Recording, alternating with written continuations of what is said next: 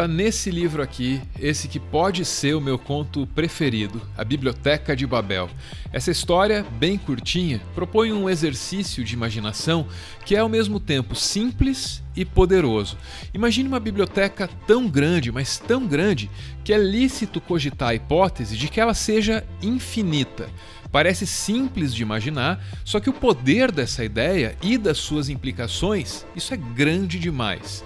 Só para começar, que tipo de conteúdo você esperaria encontrar numa biblioteca assim tão grande? O conto, do Jorge Luis Borges, estabelece que boa parte dos livros parece não fazer sentido nenhum para o leitor. Grande parte dos textos contidos aqui nessa biblioteca são indecifráveis, sequências aparentemente aleatórias de letras. Num determinado momento do conto, o narrador provoca a gente. Ele escreve: um livro constava das letras MCV, malevolamente repetidas da primeira linha até a última. Outro é um simples labirinto de letras, mas a penúltima página diz: ó tempo, tuas pirâmides. Essa biblioteca, proposta pelo Jorge Luis Borges, contém todos os livros possíveis. E livros são meras combinações de letras. Algumas combinações são isso aí mesmo, labirintos de letras. Só que outras podem resultar em obras importantes e revolucionárias, tipo Princípia Matemática de Isaac Newton. No conto do Borges, a existência dessa biblioteca gera, num primeiro momento, o que ele chama de extravagante felicidade. A humanidade se sente abençoada porque sabe que aqui dentro dessa biblioteca, em alguma prateleira, em algum livro, existe a solução para qualquer problema que ela eventualmente tenha que enfrentar. Só que a extravagante felicidade vira uma depressão excessiva. No momento em que os humanos percebem que achar o livro certo com a informação certa é quase impossível dentro dessa biblioteca. O Borges escreve que a certeza de que livros preciosos eram inacessíveis acabou se tornando intolerável para a maioria dos seres humanos. Diferentes homens lidaram com esse problema, com essa depressão, de diferentes formas. Alguns acharam que o melhor era destruir os livros que pareciam inúteis. Era eliminar aqueles labirintos de letras, que era para facilitar o acesso aos livros que realmente importavam. Só que aí, como é que alguém poderia saber se esses livros, depois de decifrados, não esconderiam também informações preciosas?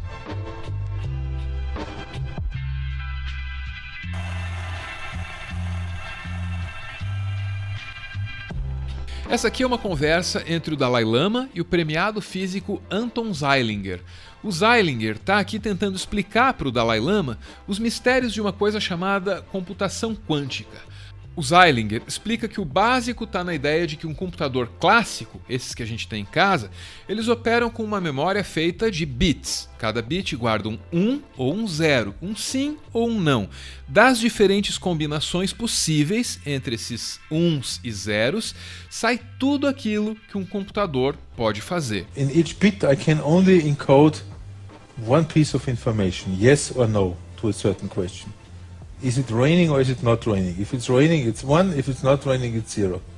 Já um computador quântico usa um conjunto de qubits. Um qubit pode conter um 1, um 0 ou então uma sobreposição dessas duas coisas. In a qubit, I can encode an infinite amount of information. And that's because you can take different amounts of zeros and 1. And that's the richness. O Dalai Lama quer saber o que isso significa na prática. Ele quer saber o que é que um computador quântico seria capaz de fazer. É nesse momento que o Zeilinger lembra justamente da Biblioteca de Babel.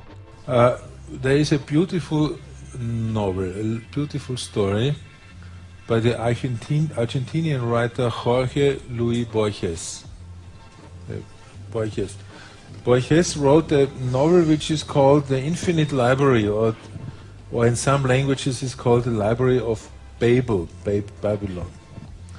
It's a library which contains all books which have ever been written and all books which will ever be written.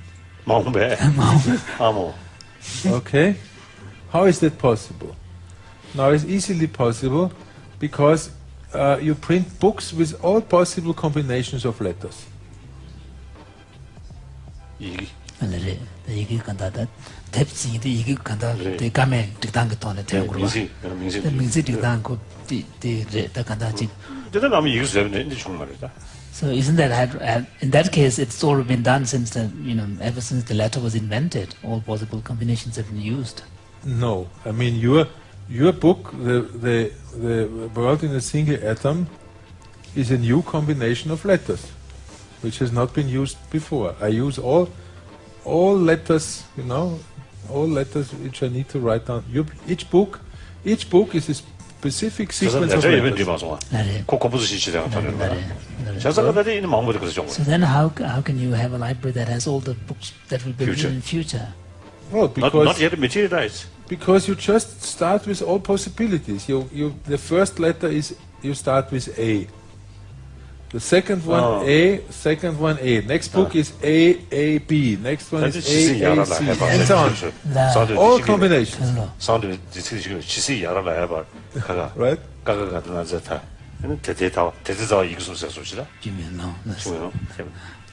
Now, Borges himself realizes that such a library is not very useful. Because how do you find the right book? How do you find, for example, the world in a single atom by His Holiness the Dalai Lama? Because this library contains the world, the universe in a single atom. It also contains the universe in a single atom with all possible single misprints, with all possible 2 misprints, 3, 4, and so on. So it's not a very useful library. And there's actually mathematicians who can prove that you would expect that anyway, that if you want to have a certain book, it's much more work to find it in that library than to write it yourself. Essa conversa que você acabou de ver foi gravada em 2007.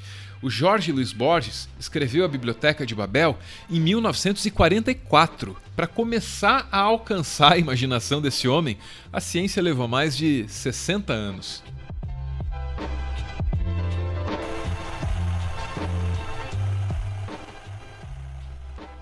Aqui, Jorge Luiz Borges aparece em uma entrevista concedida em 1977. Tem um trecho dessa conversa que pode nos levar de volta para a Biblioteca de Babel, muito embora nessa ocasião aqui o conto nem tenha sido mencionado. O Borges, nessa entrevista, diz o que ele pensa sobre o Tolkien, o autor de Senhor dos Anéis. What about Tolkien, for instance? Well, Tolkien found him out of board and got inside his books. When who got inside his books? I have never got inside his books. I've always been an outsider, no? Yes. I attempted the Brotherhood. This is the Brotherhood of the Rings. Yes, the Lordship of the Ring, isn't it? The Lordship of the Ring, I don't know, but in any case, no rings were awarded me. A obra de Tolkien pode não contar com o especial apreço do Jorge Luiz Borges, mas ela sem dúvida é importante para a cultura. É difícil de imaginar o mundo sem a obra do Tolkien. E aqui está mais uma razão para rejeitar a atitude dos homens que entravam na Biblioteca de Babel e destruíam os livros que eles não compreendiam ou não gostavam. Nem mesmo Borges, um dos maiores escritores de todos os tempos, estaria qualificado para a função de entrar na Biblioteca de Babel e decidir que livros deveriam ficar e que livros deveriam sair de lá. Nem mesmo Borges, tão iluminado e tão culto, seria um bom censor, porque a função de censor nem deveria existir.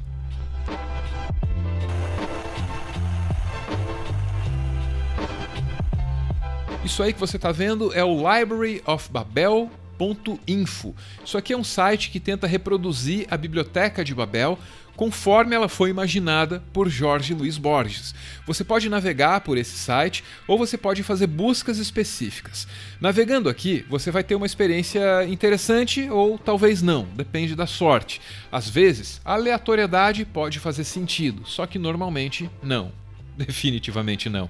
Já a Biblioteca de Babel 3D é feito com o Unity. Isso aqui tenta reproduzir com polígonos a detalhada descrição da biblioteca, com suas salas hexagonais, que Borges nos oferece logo no início do conto. É curioso passear dentro dessa biblioteca porque, embora ela seja infinita, ou quase, ainda assim dá para se sentir preso dentro dela. De algum jeito, esse é um espaço claustrofóbico, imensa, infinitamente claustrofóbico. Não é ruim, não é uma experiência ruim, mas nem de longe é uma experiência tão boa quanto o conto, que você pode ler, mas só se você quiser. Juro que eu tô pensando nisso agora. A gente podia fazer uma leitura da Biblioteca de Babel no próximo podcast do Meteoro, mas só se vocês quiserem também. Valeu!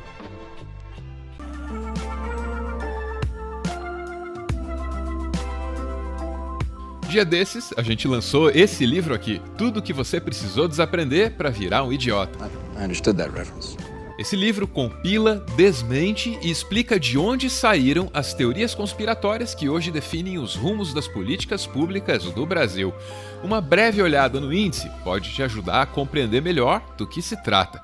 Tem um capítulo para explicar que essa conversa aí de marxismo cultural nasceu justamente na Alemanha nazista.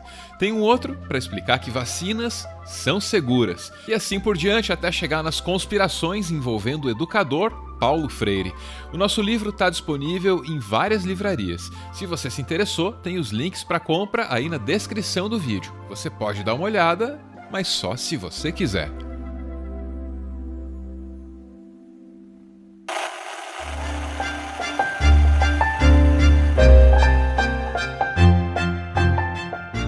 Muito obrigado por ver esse vídeo até o final. O Meteoro é mantido graças a uma campanha de financiamento coletivo. Quem participa ouve um podcast exclusivo e aparece aqui no finalzinho para receber o nosso agradecimento. Hoje é a vez do Zadok. Muito obrigado, Zadok. Beijo!